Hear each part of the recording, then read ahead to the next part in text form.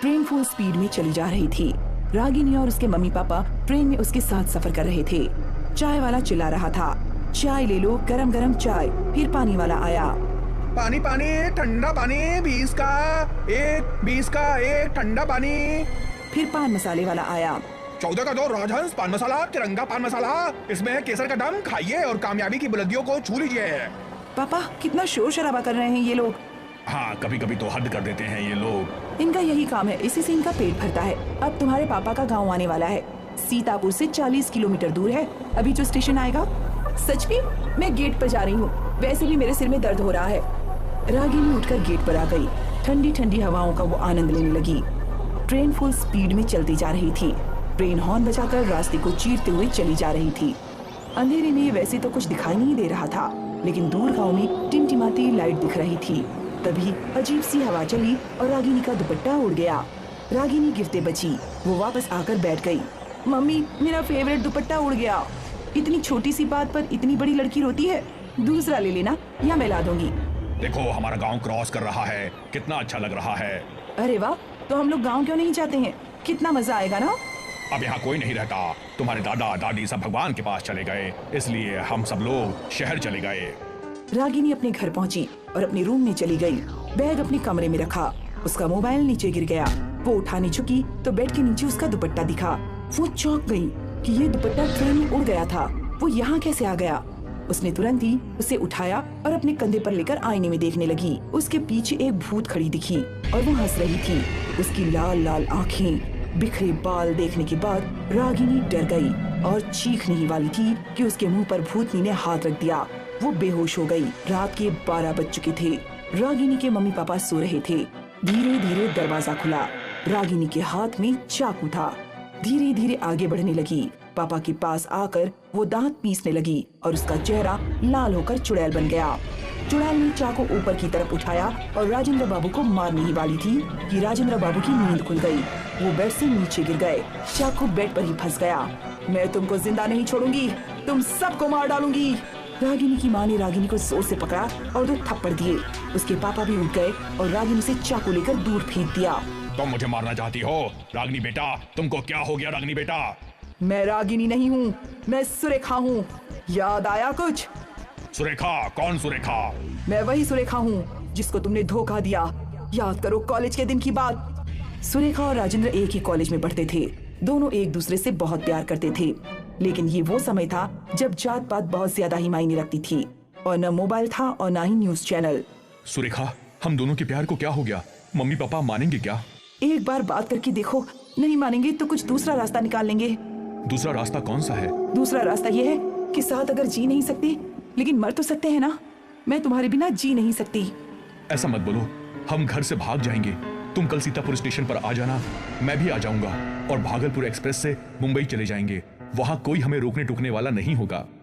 ठीक है, तुम सही समय पर आ जाना। सुरेखा सुबह सुबह आ गई और राजेंद्र का इंतजार करने लगी।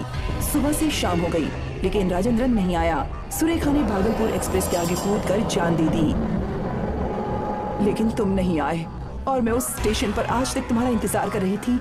मुझे लगा तुम कभी नहीं आओगे, लेकिन आज आ ही गए। तुमको पता है मैं क्यों नहीं आया? क्योंकि तुम धोखेबाज हो। इस चुड़ैल से तुम शादी करना चाहते थे। नहीं, मैं धोखेबाज नहीं हूँ। मेरा एक्सीडेंट हो गया और मेरा पैर टूट गया। ये देख लो मेरा पैर। लेकिन बाद में मैंने तुम्हें बहुत ढूंढा, लेकिन तुम नहीं मिली। तुम्हारे घर वाले बोले कि वो गायब हो गई है। मैंने उसके बाद गाँव छोड़ दिया। चुड़ैल थोड़ा नरम पड़ने लगी।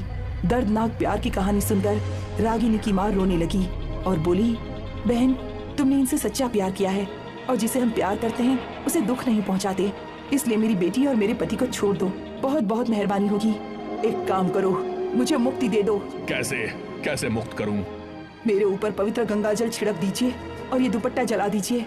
मैं मुक्त हो जाऊंगी। राजेंद्र बाबू पूजा घर से गंगा जल लाकर रागिनी के ऊपर छिड़क देते हैं और उस दुपट्टे को जला देते हैं। रागिनी बेहोश हो गई। कभी कभी हमारे जीवन में ऐसी घटना घट जाती है, लेकिन तब हमें अपने सब्र से काम लेना चाहिए। लेखापनी आसाम का आखिरी स्टेशन था। इस स्टेशन की एक और खासियत थी, यहाँ रात होते ही सन्नाटा छा जाता था। पूरा स्टेशन खाली होता था, प्लेटफॉर्म भी खाली। ना कोई रेलवे ऑफिसर और ना ही कोई राहगीर। रात के अंधेरे में इस स्टेशन पर मौत का तांडव होता था। कुछ साल पहले की बात है। गलती से दो युवक लेखापनी के प्लेटफॉर्म पर उतरे, जीतू और संजय। अबे ये प्लेटफॉर्म है या खंडहर? मुझे क्या पता, मैं तो जिंदगी में पहली बार यहाँ आया हूँ। तूने एड्रेस तो बराबर देखा था ना? यही है ना जो स्टेशन हमें उतरना था? हाँ यार, देखा था, बराबर देखा था। पर यहाँ इंसान तो क्या, कोई जानवर तक नहीं दिख रहा है। तभी जीतू के पास से एक काली बिल्ली गुजरी। जानवर तो है भाई। और फिर दोनों को छन छन की आवाज सुनाई दी। दोनों पीछे घूमे तो एक बहुत सुंदर गांव की छोरी उनकी ओर आ रही थी। क्या लड़की है? ये मिल जाए तो जिंदगी बन जाए। कहाँ मेरी पत्नी और कहाँ ये? वो लड़की उन दोनों के पास आई। बाबूजी, आप लोग यहाँ नए हैं क्या? हाँ, यहाँ कोई क्यों नहीं है? अरे बाबूजी, ये एक छोटा सा गांव है और गांव वाले तो सूरज ढलते ही सो जाते हैं, तो भला इतनी रात को यहाँ कोई कैसे होगा? तो तुम यहाँ कैसे? मेरी तो दुकान यहाँ है। दिन भर मेरे बाबा दुकान संभालते हैं और रात में मैं जो बाहर के राहगीर आते हैं उनके चाय नाश्ते का प्रबंध करते हैं हम। बहुत अच्छे, वैसे भी हमें भूख लगी है। तो आइए बाबूजी। सुंदरी उन दोनों को अपने छोटे से ठेले पर ले गई और उन्हें चाय पिला दी और फिर उनके लिए नाश्ता बनाने लगी। ये स्टेशन कुछ ज्यादा खाली नहीं रहता? वो तो है बाबूजी। ये तो कोई भूतिया स्टेशन लगता है। आपको कैसे पता चला? क्या मतलब? क्या यहाँ सच में भूत हैं? लोगों का मानना तो है कि यहाँ एक लड़की का भूत रहता है। लड़की का भूत? हाँ, कई सालों पहले ये स्टेशन किसी आम स्टेशन की तरह था। यहाँ भी लोगों की भीड़ रहती थी, पर सांझ होने के बाद अक्सर ये स्टेशन खाली हो जाया करता था। एक रात इस स्टेशन पर कोई न था। एक गांव की लड़की यहाँ चाय का ठेला लगा रही थी। एक ट्रेन रुकी और कुछ आदमी ट्रेन से नीचे उतरे। बाबूजी, आप चाय पियेंगे? क्यों नहीं, जब पिलाने वाली इतनी अच्छी है तो चाय पीना तो बनता है। आप बैठिए, मैं चाय बनाती हूँ। क्या लड़की है ना, कमाल है। गांव वाली लड़की गजब होती है। तू भी वही सोच रहा है जो मैं सोच रहा हूँ? हाँ बिल्कुल, नेकी और पूछ पूछ। वो बेचारी गांव वाली चाय बनाती रही और वो आदमी हवस से उसे घूरते रहे। उन आदमियों ने उस लड़की को पकड़ लिया, दूसरे ने हाथ और तीसरे ने उसका मुंह बंद कर दिया। वो तीनों उसकी इज्जत लूटने की कोशिश करने लगे। लड़की ने अपनी पूरी ताकत लगाई और किसी तरह उन तीनों को धक्का देकर भागने लगी। वो भागते भागते रेल की पटरी पर कूद गई। उन दरिंदों ने उसका पीछा तब भी नहीं छोड़ा।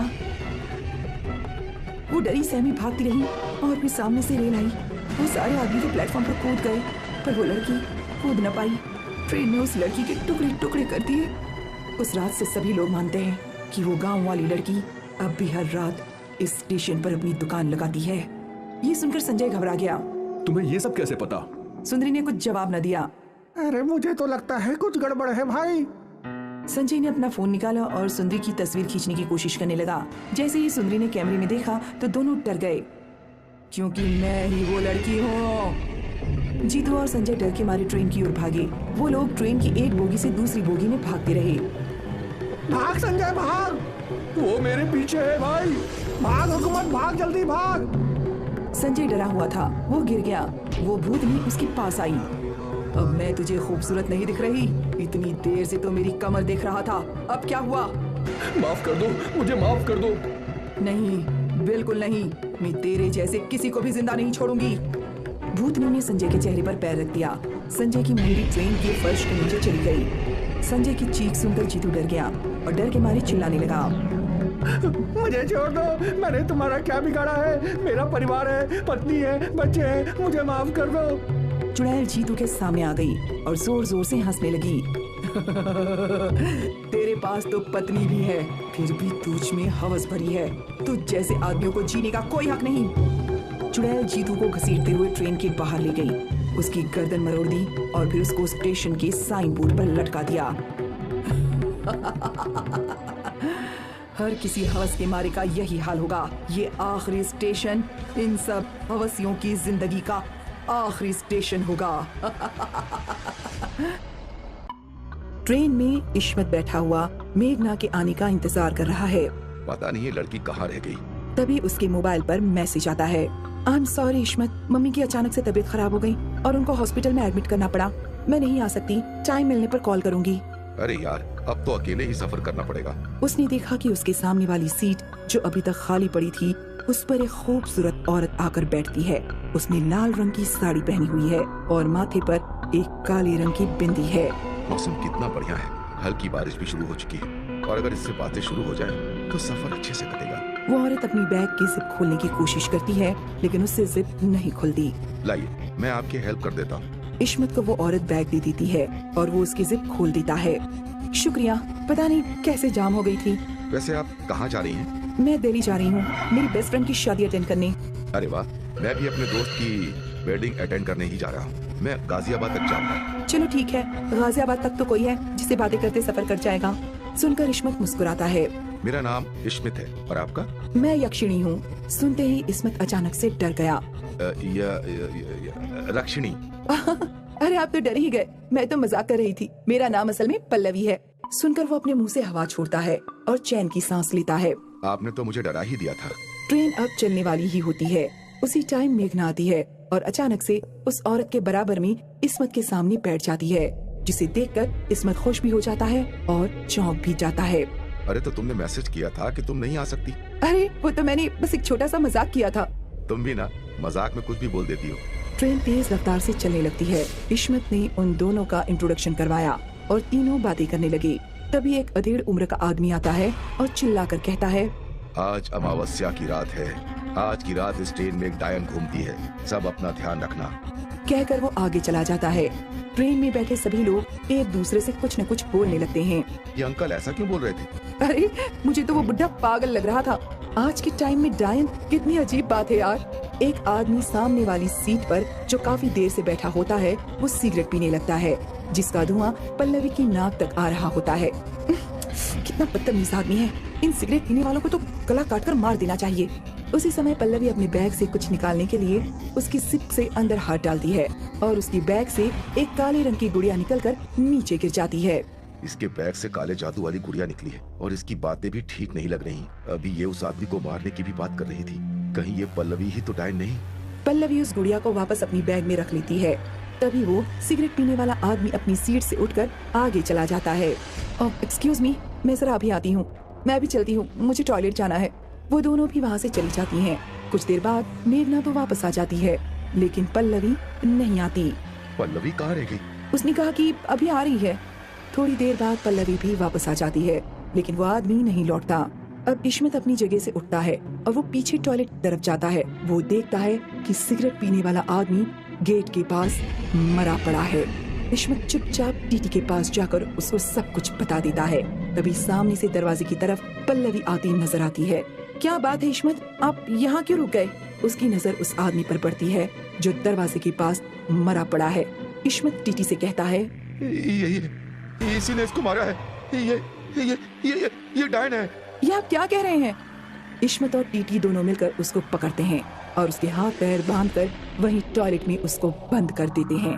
इसके बारे में किसी को नहीं बताना, वरना ट्रेन में भगदड़ मच जाएगी। अगले स्टेशन पर हम इसको पुलिस के हवाले कर देंगे। इस्मत वापस मेघना के पास जाकर उसको सब कुछ बता देता है। अच्छा हुआ तुमने उसको बांधकर टॉयलेट में बंद कर दिया, वरना पता नहीं वो और किस किस की जान ले लेती। मेघना सामने देखती है तो टीटी आता हुआ नजर आता है। वो उसको देखकर न जाने क्यों उठकर चली जाती है। मैं जरा अभी आती हूँ। इस्मत सोचने लगता है कि इसको अचानक कहाँ जाना पड़ गया। वो लड़की जो सामने बैठी थी, क्या वो आपके साथ है? जी हाँ। आप दोनों के टिकट दिखाइए। इस्मत अपना टिकट दिखाते हुए कहता है, उसका टिकट उसी के पास होगा। टीटी चला जाता है। तभी इस्मत के मोबाइल पर मेघना की कॉल आती है। वो रिसीव करके कान पर लगा लेता है। क्या हुआ मेघना, तुम कहाँ रुक गई? सॉरी इस्मत, मैं नहीं आ सकी। मम्मी की तबीयत अगर ठीक होती तो मैं जरूर आती। तुमको बुरा तो नहीं लग रहा? ये सुनकर इस्मत डर जाता है और उसको मोबाइल छूटकर नीचे गिर जाता है।